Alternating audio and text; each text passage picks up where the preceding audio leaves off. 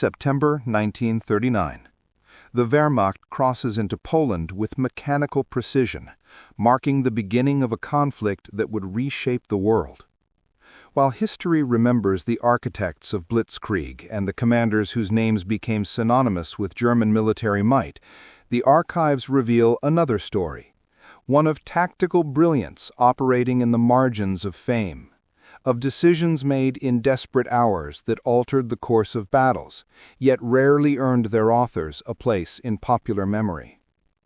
The German military command structure of World War II produced a pantheon of celebrated generals. Erwin Rommel's North African exploits captured imaginations across continents. Heinz Guderian's armored innovations became textbook material. Erich von Manstein's operational art earned recognition even from his adversaries. Yet the Wehrmacht's officer corps contained dozens of highly capable commanders whose contributions proved equally vital to German operations, commanders whose names appear in military studies but rarely in documentary films or popular histories. These were men who stabilized collapsing fronts, executed impossible withdrawals, turned local defeats into operational stalemates, and demonstrated tactical virtuosity in circumstances where more famous generals might have failed. Their obscurity stems not from lack of achievement, but from the capricious nature of historical memory, which elevates certain figures while consigning others to specialist literature and archived after-action reports.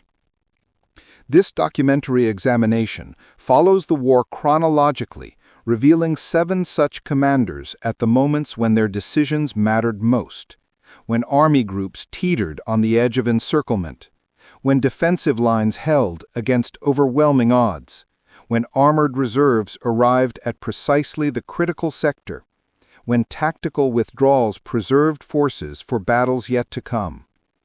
The story begins in the opening campaigns, where traditional military competence first confronted the challenges of modern mechanized warfare. The invasion of Poland unfolded with a speed that shocked military observers worldwide.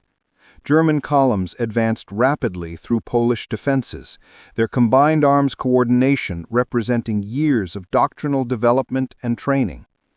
Within this carefully orchestrated offensive, certain commanders distinguished themselves not through dramatic breakthroughs, but through the unglamorous work of maintaining momentum, managing logistics under field conditions, and solving tactical problems before they escalated into operational crises.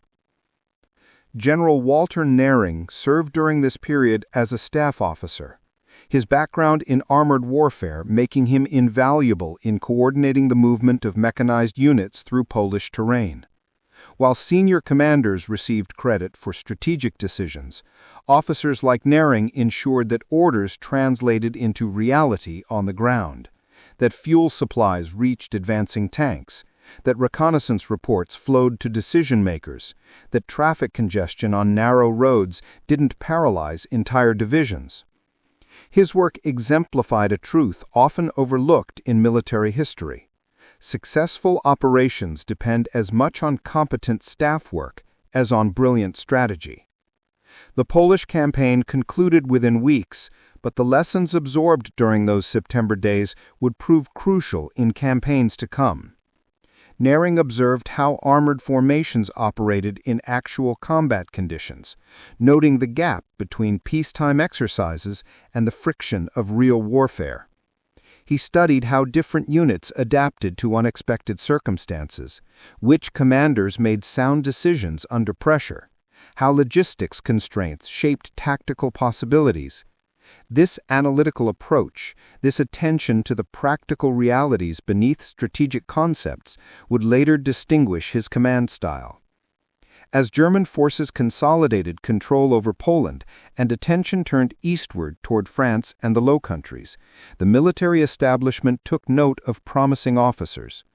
Knering's name appeared in personnel files as someone suited for greater responsibilities in armored formations, a commander who understood both the potential and the limitations of mechanized warfare. May 1940. The German offensive into France and the Low Countries commenced with an audacity that defied conventional military wisdom. The plan directed the main thrust through the Ardennes, terrain considered impassable for large armored formations, while diversionary attacks fixed Allied attention elsewhere.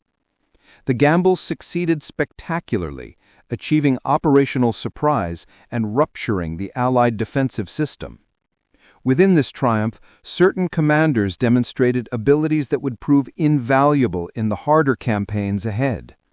Hermann Balck commanded a rifle regiment during the French campaign, leading his unit through the Ardennes and into the rapid exploitation phase that followed.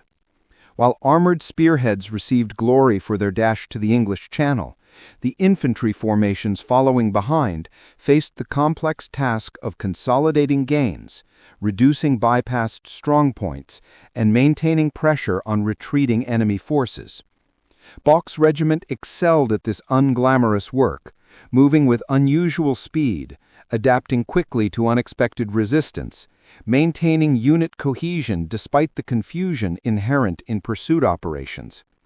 His superiors noted his tactical flexibility, his ability to assess situations rapidly and commit forces decisively.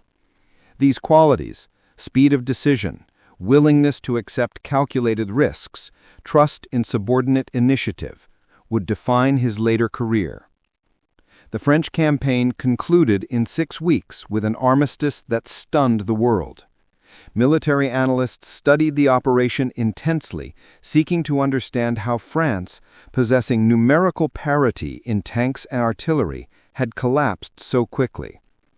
The explanations centered on doctrine, training, command philosophy, and operational art. Yet individual tactical skill had also mattered. At countless small unit engagements, German commanders had outthought their opponents, seized fleeting opportunities, turned local advantages into broader gains. Officers like Balck had proven themselves in this crucible, earning recognition within military circles, even as public attention focused on army group commanders and famous names. As 1940 progressed and German attention turned eastward, these proven leaders received new assignments, positions of greater responsibility in the massive buildup for Operation Barbarossa. June 22, 1941. Operation Barbarossa, the invasion of the Soviet Union, began with the largest military operation in history. 3 million German soldiers, organized into 3 army groups, crossed the frontier along a front stretching from the Baltic to the Black Sea. The operational concept called for rapid advances to encircle and destroy Soviet forces before they could withdraw into the Russian interior. Initial successes exceeded even optimistic projections, with entire Soviet armies trapped in massive encirclements. Yet the vastness of the theater and the resilience of Soviet resistance soon created conditions unlike anything German commanders had encountered in Western Europe. General Walther Model, commanding a panzer division in Army Group Center, confronted these realities directly. His formation participated in the massive encirclement battles around Minsk and Smolensk, where German pincer movements trapped hundreds of thousands of Soviet soldiers. Model's tactical approach emphasized relentless pressure, refusing to allow encircled forces time to organize breakout attempts or for relief columns to form up unmolested. He pushed his division hard, sometimes beyond what staff officers considered prudent, but his aggressive style produced results. Soviet pockets collapsed under sustained attack from multiple directions, unable to coordinate effective resistance. Model's methods attracted attention, both positive and critical. Some superiors appreciated his results-oriented approach. Others worried about the toll his demanding leadership placed on men and equipment. Model himself remained focused on the mission, seemingly indifferent to criticism or praise. As summer turned to autumn and Barbarossa's objectives remained frustratingly out of reach, the Wehrmacht needed commanders who could extract maximum performance from tired formations operating in increasingly difficult conditions. Model's demonstrated ability to drive units hard while maintaining their combat effectiveness made him valuable. By late 1941, as German forces launched their final push toward Moscow, only to be stopped by Soviet counteroffensives and winter conditions, Model commanded a Panzer Corps, his rapid promotion reflecting confidence in his capabilities during the Eastern Front's unforgiving campaigns. 1944-1945 witnessed the Wehrmacht's disintegration under pressure from all directions. In the West, Allied forces landed in Normandy and broke out into France. In the East, massive Soviet offensives shattered Army Group Center and drove toward the Reich's borders. German commanders faced impossible situations, defending against enemies possessing overwhelming material superiority, managing formations depleted by years of attrition, operating under ideological constraints that forbade rational military decisions. General Hasso von Manteuffel commanded the 5th Panzer Army during the Ardennes Offensive of December 1944, Germany's last major offensive in the West.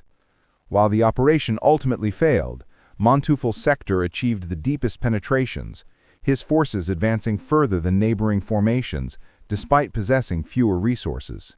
His success reflected tactical competence, careful planning, realistic objectives, focus on exploiting success rather than reinforcing failure. When the offensive stalled and Allied counterattacks threatened to trap forward German units, Manteuffel executed a fighting withdrawal that preserved his army for continued defensive operations. In early 1945, transferred to the Eastern Front, Manteuffel commanded forces attempting to slow Soviet advances into Pomerania and Brandenburg. The situation was hopeless. Soviet numerical and material superiority had reached levels where German tactical skill could achieve only temporary local successes. Yet Manteuffel's formations fought effective delaying actions, trading space for time, conducting orderly withdrawals under fire, maintaining unit cohesion despite the chaos of general collapse. His competence represented a professional ethic persisting even as the strategic situation deteriorated beyond redemption. When the war ended in May 1945, Manteuffel entered American captivity, his capabilities having been demonstrated consistently in both offensive and defensive operations across multiple theaters under varying conditions. Yet his name remained known primarily to military historians rather than the general public, another example of tactical excellence overshadowed by more famous contemporaries or by the overwhelming narrative of Germany's defeat. The 7 commanders examined in this documentary, Walther Model, Hermann Balck, Gotthard Heinrichi, Walter Nering, Hans Valentin Hube, Hasso von Manteuffel, and others who operated in their professional tier, shared common characteristics that explain both their military effectiveness and their historical obscurity. They were professional soldiers rather than political figures, focused on tactical and operational problems rather than strategic vision or ideological commitment. Their achievements lay in execution rather than conception, in solving problems rather than creating dramatic narratives, in the unglamorous work of making military organizations function under adverse conditions. Their obscurity reflects how military history is remembered. Public memory gravitates towards certain types of stories, dramatic offensives, famous battles, charismatic personalities, clear victories or defeats. The complex work of managing military formations across extended campaigns, the technical expertise required for effective defensive operations, the organizational skills needed to maintain combat effectiveness despite attrition, these contributions resist simple storytelling. They appear in professional military studies, in war college curricula, in the detailed histories written for specialist audiences. They rarely penetrate popular consciousness. The documentary record, however, preserves their achievements. Unit after-action reports detail their decisions. Personnel evaluations document their capabilities. Post-war interrogations and memoirs provide insights into their thinking. Military historians analyzing campaigns recognize their contributions, noting moments when their presence made crucial differences. Without Modell's defensive skills, Army Group Center might have collapsed entirely during the winter crisis of 1941-1942. Without Heinrich's expertise, Soviet offensives might have achieved breakthroughs that shortened the war. Without Balk's counterattack capabilities, the Wehrmacht's retreats might have become routs. Without Monteufel's tactical competence, German resistance in the war's final months might have crumbled even faster.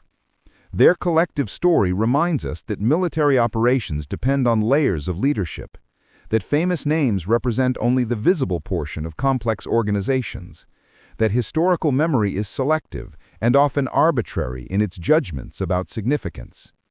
The 7 commanders examined in this documentary demonstrated excellence in their profession, made decisions that altered the course of battles, earned respect from peers and subordinates alike. That their names remain largely unknown outside specialist literature says more about the nature of fame than about the quality of their contributions to military history.